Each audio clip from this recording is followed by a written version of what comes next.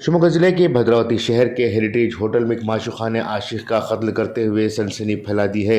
हासन जिले के परवेज़ खान नामी शख्स की शनाख्त मकतूल के तौर पर की गई है। इसका कत्ल इसकी माशूक़ा आयशा ने किया है।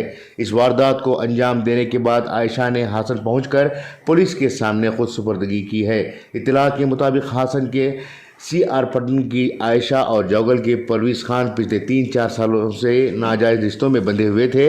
आयशा और परवेज़ खान दोनों ही शादीशुदा हैं। जब इस रिश्ते के ताल्लुक़ से आयशा के शौहर को मालूम हुआ तो उसने आयशा से दूरियां इख्तियार की थी। कल रात परवेज़ और आयशा भद्रावती के हेरिटेज होटल में कमरा लिया था। कमरे में आयशा और परवेज़ के दरमियान झगड़ा होने की बात सामने आई है। इसके बाद आयशा ने परवेज़ का गला काट कर कत्ल कर दिया है। इसके बाद वो फरार हो गई थी। इत्तलात के मुताबिक आयशा ने हासन पहुंचकर पुलिस के सामने सरेंडर किया है। इधर भद्रावती में पुलिस ने परवेज़ की लाश का पोस्टमार्टम करने के बाद लाश को लवाहिकीन के हवाले किया है।